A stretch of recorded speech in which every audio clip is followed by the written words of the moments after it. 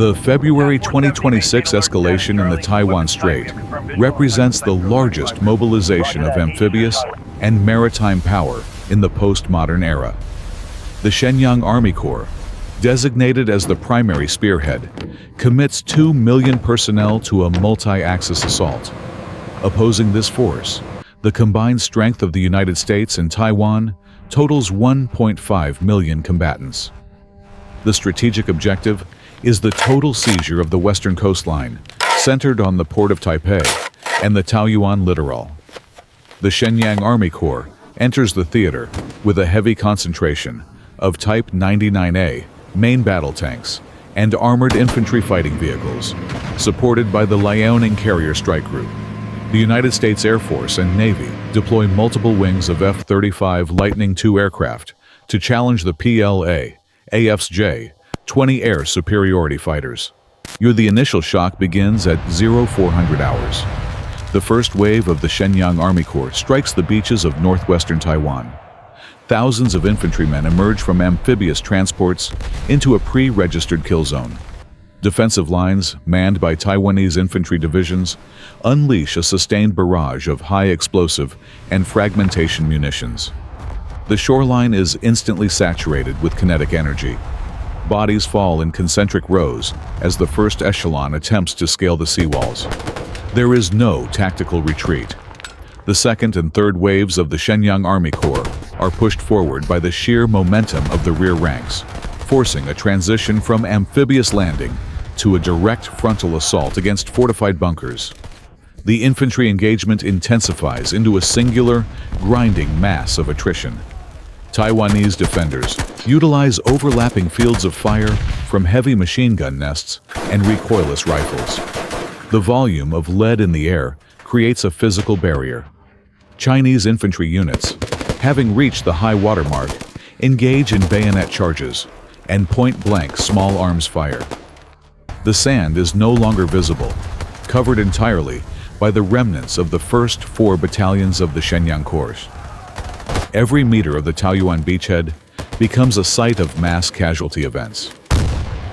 U.S. Marine Expeditionary Units, integrated into the 2nd Defensive Line, employ rapid-fire mortar systems and automatic grenade launchers to suppress the thickening clusters of Chinese naval infantry. The density of the combatants exceeds all historical precedents. In the southern sector, near the port facilities, a Chinese division manages to breach the primary trench line. The response is an immediate countercharge by Taiwanese reserve brigades. The resulting melee is characterized by raw physical force and the discharge of rifles at zero distance. The casualties on both sides surpass 10,000 within the first 60 minutes of the ground contact.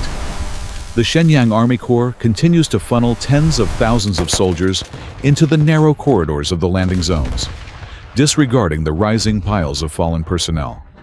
The objective remains the establishment of a 3-kilometer deep bridgehead, but the rate of loss suggests a systematic annihilation of the attacking force. The air above the beaches is choked with the debris of shattered concrete and lead. F-35 squadrons from the U.S. Pacific Fleet enter the engagement zone at supersonic speeds. They encounter the J-20 screens of the PLA-AF. The dogfights are conducted through high-G maneuvers and short-range heat-seeking missiles. J-20 airframes disintegrate over the strait as the F-35s exploit superior kinetic positioning. The loss of air cover leaves the landing craft vulnerable. Thousands of Chinese soldiers are lost before reaching the shore, as transport hulls are breached by anti-ship missiles and heavy autocannon fire from the coastline. The sea begins to turn a deep crimson, littered with the gear and remains of the Shenyang Army Corps' vanguard. The conflict transitions from infantry-centric beachhead defense to a massive escalation of armored warfare. As the Shenyang Army Corps secures precarious footholds, Type 99A main battle tanks are offloaded under heavy suppressive fire. These steel columns attempt to punch through the secondary defensive perimeters. Facing them are the M-1A2T Abrams battalions of the Taiwanese armored brigades. The engagement range drops to less than 800 meters within the coastal plains. Kinetic energy penetrators impact turret faces with catastrophic results. The inland roads of Hsinchu and Taoyuan become graveyard corridors for armored vehicles. The Type 99A units attempt to utilize their speed to outflank the dug-in American and Taiwanese positions, but they are met with concentrated salvos from Tau missile batteries and long-range tank fire. The sound of mechanical destruction dominates the theater. Armored formations collide in the open fields, creating a landscape of burning hulls. When a Type 99A tank is compromised, the internal ammunition storage often detonates, shearing turrets from chassis. The Taiwanese M1A2T units maintain a disciplined reverse slope defense, drawing Chinese armor into narrow killing funnels. As the Shenyang Army Corps pushes more heavy brigades into the fray, the density of armored targets allows for no misses. Every shell fired finds a target. The ground vibrates under the continuous discharge of 120mm and 125mm cannons. By midday, the armored strength of the first 3 Chinese amphibious divisions is reduced by 40%. The scale of the battle shifts to division-level maneuvers as the United States Army's heavy divisions and the ROCA's combined arms brigades synchronize their counterattacks. This is the implementation of total combined arms warfare. Artillery regiments from both sides initiate a counter-battery duel of unprecedented proportions. Thousands of 155mm and 152mm shells rain down on concentrated troop concentrations. The Shenyang Army Corps attempts to deploy its divisional reserves, moving hundreds of infantry fighting vehicles toward the front. They are intercepted by the coordinated fire of F-35s and ground-based rocket artillery. The sky is perpetually dark from the smoke of burning diesel and high explosives. Division-sized blocks of troops move across the map like massive hammers. A Chinese motorized infantry division attempts to seize a strategic highway junction leading to Taipei. They are met by a combined U.S.-Taiwanese task force. The ensuing battle involves 300 tanks and over 2,000 armored transports in a space of only 10 square kilometers. The carnage is absolute. Small arms fire is replaced by the constant thud of autocannons and the shriek of incoming rockets. The Shenyang Army Corps commanders continue to commit entire regiments into the teeth of the defense, hoping to overwhelm the defenders through sheer mass. However, the American F-35s have cleared the J-30s from the immediate airspace, allowing for uninterrupted low-level strikes on the Chinese armored columns. The front line is no longer a coherent line, but a series of interlocking circles of attrition. Entire Chinese divisions are ground down to battalion strength in less than 6 hours of contact. The sheer volume of incoming fire from the defenders creates a wall of steel that the Shenyang Army Corps cannot bypass. The coastal plains are now a chaotic mosaic of burning wreckage and disorganized infantry squads fighting for every crater. The American heavy armor maintains its positions, serving as an immovable anvil against which the Chinese hammer is shattering. The rate of loss for the Shenyang Army Corps exceeds all previous projections, with casualty figures for this phase alone climbing into the hundreds of thousands. The Liaoning Carrier Strike Group attempts to provide fire support, but its escorts are increasingly targeted by long-range anti-ship batteries. Without the protection of the J-20s, which have been systematically hunted down by F-35 wings, the Chinese fleet is forced to remain at a distance, limiting the effectiveness of its naval guns. This isolation leaves the ground forces of the Shenyang Army Corps without the necessary fire superiority to break the stalemate. The transition from an amphibious assault to a sustained ground campaign has failed to yield the desired breakthrough, turning the western coast of Taiwan into a permanent zone of industrial-scale slaughter. The conflict reaches its zenith as the Shenyang Army Corps commits its final strategic echelons, transitioning the engagement into a theater-wide Army group collision.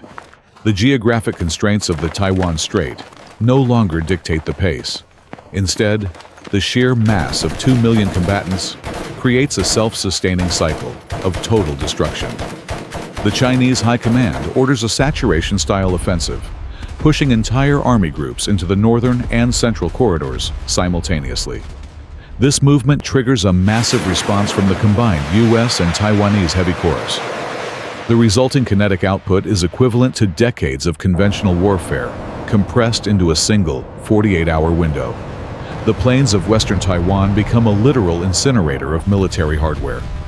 The Shenyang Army Corps utilizes a wave-based attrition doctrine, sending tens of thousands of armored vehicles and hundreds of thousands of infantrymen into a singular focal point of the American defensive line. The defense, anchored by U.S. Army armored divisions, responds with a sustained rate of fire that liquefies the leading Chinese ranks. There is no longer any tactical subtlety. It is a contest of industrial-scale slaughter. Long-range rocket artillery systems from both sides saturate every square meter of the operational area. The impact of thousands of high-explosive warheads transforms the topography, leveling urban outskirts and erasing entire industrial zones from the map. In the airspace above, the final remnants of the PLAAF's J-30 wings attempt a desperate breakout to protect the Liaoning carrier strike group. They are intercepted by the full weight of the US F-35 regiments. The sky is filled with the contrails of hundreds of missiles and the falling wreckage of multi-million-dollar airframes. The J-20S, outmatched by the F-35's superior sensor fusion and low observability, are systematically picked apart. Without air cover, the Shenyang Army Corps' ground formations are exposed to relentless precision bombing. Heavy bombers drop thousands of tons of conventional munitions onto the Chinese assembly areas, creating craters the size of city blocks. The meat grinder effect reaches its ultimate form. On the landing beaches, which are now 10 kilometers deep in wreckage, new waves of Chinese troops are forced to climb over the mountains of their own destroyed armor and fallen comrades.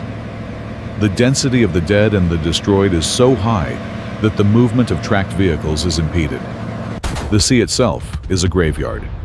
Hundreds of sunken transports and escort ships form a jagged underwater barrier along the coastline.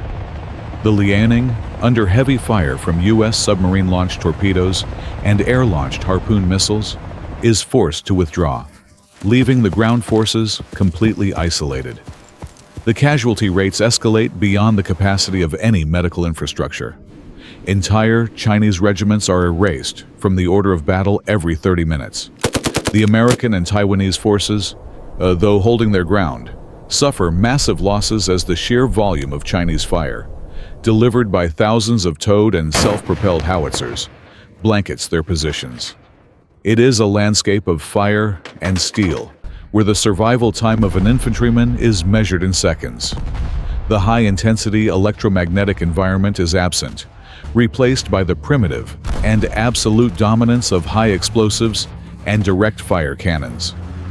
By the end of this phase, the Shenyang Army Corps has lost its operational cohesion.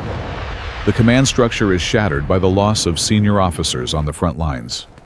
What remains is a disorganized mass of over 1 million soldiers trapped between the sea and the impenetrable wall of US-Taiwanese steel. The scale of the carnage is unprecedented in human history. The western coast is no longer a territory, but a massive, smoking ruin of an entire civilization's military output. The technological superiority of the F-35 and the M1A2T Abrams has created a slaughter zone that the numerical weight of the Chinese army cannot overcome. The final act of the 2026 Taiwan Strait conflict commences with the activation of the last remaining strategic reserves. The United States Indo-Pacific Command commits its heavy airborne and marine divisions, while the Republic of China Army unleashes its final armored fist from the central mountain redoubts. The objective is no longer containment, but the total liquidation of the Shenyang Army Corps remnants. This phase is characterized by a concentrated counteroffensive that drives the fragmented Chinese echelons back toward the shoreline. though the offensive is supported by the full weight of the remaining F-35 wings, which now operate in a permissive environment following the total attrition of the PLAAF's J-20 squadrons. The Shenyang Army Corps, now lacking any semblance of air or naval support, attempts to establish a desperate sanitized zone along the landing beaches. Over 1 million Chinese soldiers are compressed into a narrow strip of land, less than 5 kilometers wide. This concentration creates a target density of horrific proportions. Every shell fired by American and Taiwanese artillery batteries achieves maximum lethality. The ground is pulverized into a fine gray dust, mixed with the metallic fragments of thousands of destroyed vehicles. The coastal marshes and rice paddies are filled to capacity with the remains of the amphibious invasion force. The air is thick with the scent of cordite and scorched iron. The final breakthrough occurs at the Taoyuan sector, a combined armored spearhead of M1A2T. Abrams tanks and Bradley fighting vehicles pierces the center of the Chinese defensive line. The Shenyang Army Corps' infantry, exhausted and deprived of heavy fire support, is overrun. This is not a tactical withdrawal, but a systematic dissolution of an army. The slaughter is absolute. At the shoreline, the scene is one of primal devastation. Thousands of soldiers attempt to swim back to the distant silhouettes of the retreating Liaoning strike group, only to be caught in the interlocking fire of coastal machine guns and autocannons. The sea is filled with so much debris and biological remains that the tides themselves are hindered. By the 48th hour of the counteroffensive, the organized resistance of the Shenyang Army Corps ceases to exist. The final casualty reports confirm the destruction of 1.5 million Chinese personnel. The beachheads, once the pride of the Plan amphibious force, are now vast plains of carnage. The wreckage of the Liaoning's carrier air wing litters the seabed. The victory for the United States and Taiwan is definitive, yet the cost is staggering. The defenders have suffered hundreds of thousands of casualties. Their armored divisions are reduced to skeleton crews, and their cities are scarred by the thousands of tons of ordnance exchanged during the peak of the fighting. The conflict ends with the total neutralization of the invasion force.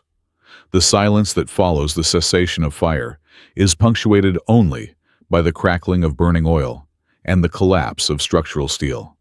The 2026 campaign concludes as the bloodiest amphibious operation in human history. The Shenyang Army Corps exists only as a historical footnote. Its 2 million men either erased in the meat grinder or rendered combat ineffective. The F-35s return to their carriers and air bases, having cemented their dominance over the J-20. But the landscape they leave behind is one of total, industrial-scale ruin.